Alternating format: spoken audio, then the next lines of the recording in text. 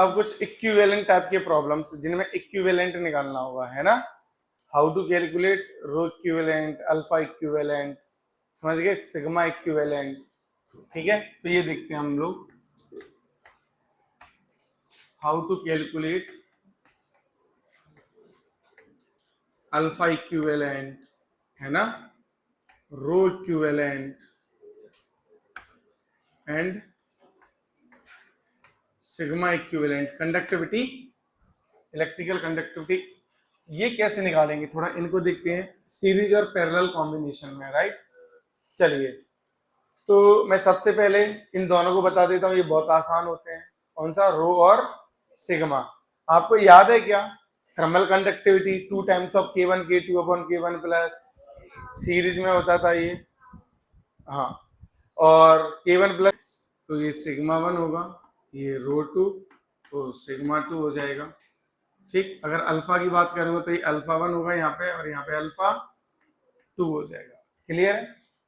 अब हमें क्या करना है, ध्यान दीजिएगा, हमें क्या करना है कि ऐसा एक मटेरियल चाहिए, ऐसा एक मटेरियल चाहिए, ये दो, जो ये दोनों मिलके काम कर रहे हैं ना, वो अकेला ही मटेरियल इन दोनों का काम कर देगा। क्लियर है ये चीज। तो जब भी इस तरह के क्वेश्चन आते हैं तो आपको करना क्या है, ध्यान दीजिएगा, keeping the original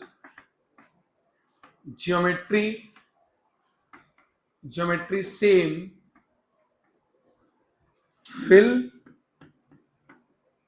fill the material with equivalent, है ना, equivalent quantity, with equivalent quantity। जैसे आपको इक्विवेलेंट रो बनाना है ना, तो इक्विवेलेंट रो से भर दो। फॉर एन एग्जांपल, अगर मुझे रो इक्विवेलेंट कैलकुलेट करना है, देखिएगा इसी में, तो मैंने क्या किया, एरिया अलग अलग भी रॉड के हो सकते थे, सेम में तो कोई दिक्कत ही नहीं है। तो मैंने क्या किया, इस पूरे मटेरियल को रो इक्विवेलेंट से भर दिया, और यहाँ पे भी किससे भर दिया बोलिए, रो इक्विवेलेंट से। क्लियर है ये चीज। तो ये एक ही मटेरियल हो गया ना ये पूरा, जिसका मान लीजिए ये लेंथ L थी या L1 थी, ये लेंथ L2 थी, तो अब ये लेंथ कितनी हो जाएगी total, L1 plus cross sectional area मान लो ए ले रहे हैं हम लोग, है ना। ओके, चलिए, तो बताइए रेजिस्टेंस कितना आएगा, पहला R1 प्लस बराबर R इक्विवेलेंट, कोई दिक्कत, ये कितना आएगा, ये कितना लिखा जाएगा, रो 1 L1 वाई, अगर इधर अलग होता तो A1 लिख देते। अब रो 2 L2 वाई ए, यहाँ पे कितना आ जाएगा, रो इक्विवेलेंट कितने में भरा, ये L1 प्लस अपॉन, अगर एरिया अलग अलग होता तो रो equivalent L1 plus upon A1, मतलब जो भी एरिया होता, ऐसे करके लिखते। अब यहां से देखो, तुरंत आंसर आ गया ना, सब कट गया। यहां से आपका रो इक्विवेलेंट तुरंत ही सॉल्व होके आया, बताइए क्या आया, वो rho 1 L1 rho 2 divided by L1 plus, यदि ऐसा होता है कि L1 बराबर L2 होता है, लेट इट बी L0, तो यहाँ पे ये कितना आ जाएगा बोलिए, रो इक्विवेलेंट कितना आ जाएगा बच्चा, रो 1 प्लस रो 2 बाय, अगर मान लीजिए यही आपको थर्मल कंडक्टिविटी निकालनी थी, क्या निकालनी थी, तो हम जानते हैं कि 1 अपॉन रो बराबर सिग्मा होता है, या ये कहूं कि रो बराबर 1 बाय सिग्मा होता है, तो यहाँ पे छाप दिया जाए, तो 1 अपॉन सिग्मा इक्विवेलेंट बराबर, बताइए यहाँ पे कितना आएगा, 1 upon sigma 1 plus 1 upon bye, इसको सॉल्व करोगे तो मैंने अभी आपको तो बोला था थोड़ी देर पहले, तो वहां पे K1 K2 आता था, यहाँ पे सिग्मा 1, बट आंसर में कोई बदलाव नहीं है। बड़ा आसान सा चीज है ना, अरे भाई हाँ या ना। ऐसे ही अगर मैं इसमें बात कर लूं, किसकी बात कर लूं बेटा, पैरेलल कॉम्बिनेशन की, किसकी बात कर लूं बोलो, पैरेलल कॉम्बिनेशन की बात कर लें इसी में। पैरेलल कॉम्बिनेशन, पहला कौन सा कॉम्बिनेशन है बोलो, सीरीज। ये पैरेलल कॉम्बिनेशन के लिए मैं बात कर रहा हूं, ठीक। ये कौन सा कॉम्बिनेशन था हमारा?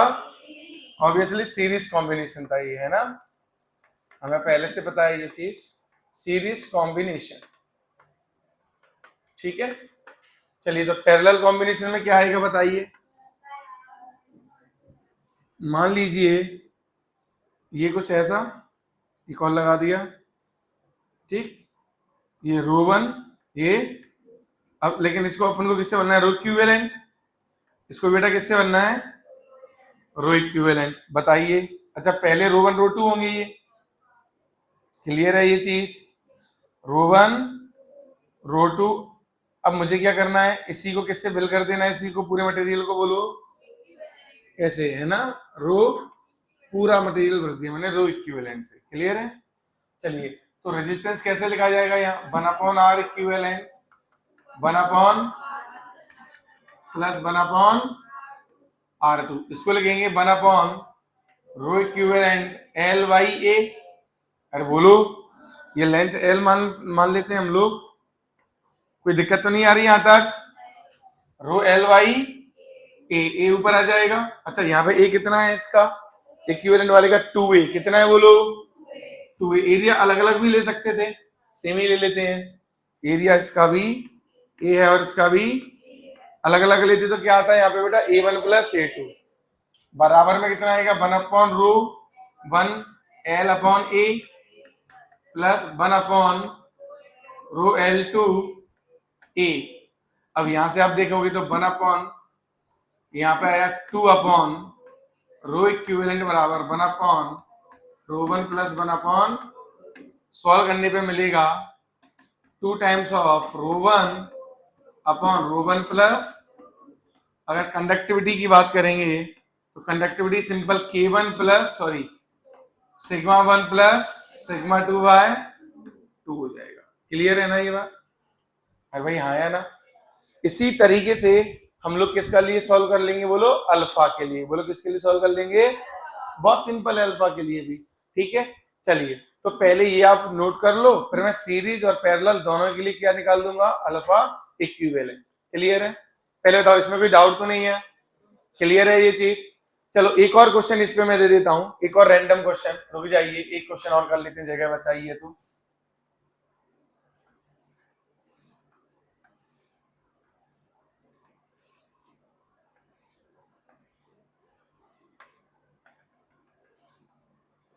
ठीक है, ये रेडियस है 2r, रेजिस्टिविटी है रो, इसकी रेजिस्टिविटी है 2 रो। ठीक है, रेडियस है इसकी r, रेडियस r होगा, ये रेडियस 2r, ये रो, ये 2 रो, ये लेंथ l, ये भी लेंथ l। बताइए रो इक्विवेलेंट कितना होगा? इक्विवेलेंट रेजिस्टिविटी क्या होगी? ठीक है,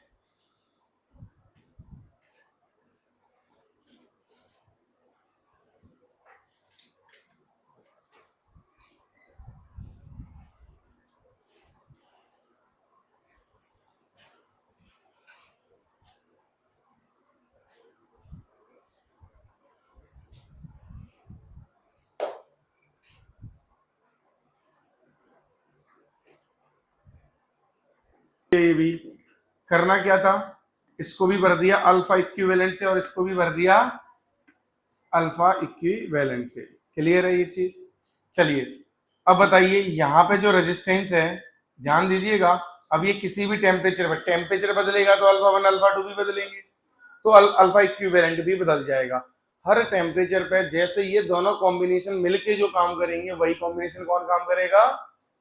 ये वाला कॉम्बिनेशन काम करेगा। ये एक नया मटेरियल हो गया जिसकी रेजिस्टिविटी, कोएफिशिएंट ऑफ रेजिस्टिविटी क्या होगी? अल्फा इक्विवेलेंट होगी। क्लियर है ये चीज? चलिए अब चलिए यहाँ पे देखिए, R1 कितना होगा? मान लेते हैं कि 0 डिग्री पे R0 होगा। कितना होगा ये?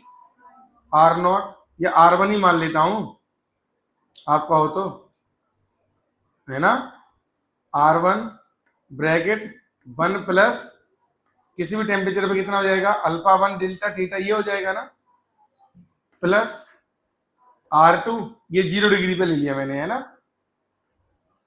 और ये कितना हो जाएगा? 1 plus alpha to delta theta. Same to same यहाँ पे पुट करना पड़ेगा मुझे इन दोनों के लिए। तो इसका लिखूंगा तो कितना आ जाएगा ये R1 1 plus alpha equivalent into delta theta plus R2 1 plus alpha equivalent into delta theta. कुछ ऐसे आप समझ गए ना, जैसे आपने इनका लिखा वैसे ही एग्जैक्टली इसका भी लिख दिया, कोई समस्या तो नहीं। चलिए सॉल्व करने पे कुछ समझ में आ रहा है, देखो ध्यान से। R1 यहाँ से R1 यहाँ से कैलकुलेट हो गया, अलग अलग हो गया। R1 प्लस R2 ये अलग हो गया, प्लस यहाँ पे देखो R1 alpha 1 plus alpha 2 R2 delta theta common आ जाएगा। अब सेम टू सेम यहाँ पे भी देख लो, R1 प्लस R2 अलग हो गया, समझ में आ रहा है, क्लियरली दिख रहा है। और यहां से क्या हो जाएगा, अल्फा इक्विवेलेंट अलग हो जाएगा। तो plus R1 plus R2 alpha equivalent into delta theta. अब देखिएगा ध्यान से, ये पूरा टर्म कैंसिल आउट हो जाएगा, ये डिवाइड में आ जाएगा। तो अल्फा इक्विवेलेंट कितना आया, alpha 1 plus alpha 2 divided bye R1 plus R2। Delta theta भी कंपेयर हो जाएगा, है ना।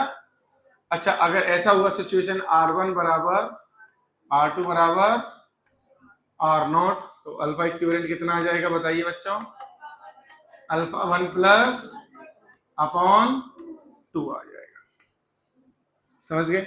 अच्छा, पैरेलल के लिए आप खुद कर लोगे, हाँ पैरेलल में कैसे करेंगे, 1 अपॉन R इक्विवेलेंट बराबर 1 अपॉन R1 प्लस, उस तरीके से करेंगे। एक बार खुद से ट्राई करना, बट मैं बता देता हूं पैरेलल कॉम्बिनेशन में भी आंसर रिमेन सेम। सॉल्व कर लीजिएगा आप, है ना, नहीं है तो मुझे अगेन पूछ लेना।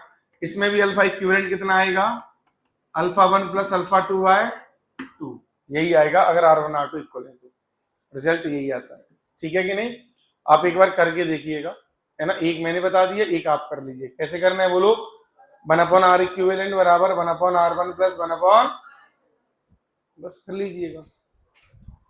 ठीक है, नहीं तो मैं यहाँ पे एक लाइन में कर भी सकता हूँ, कि आप उससे कर लो, जल्दी बताओ। हाँ उससे कर लेना।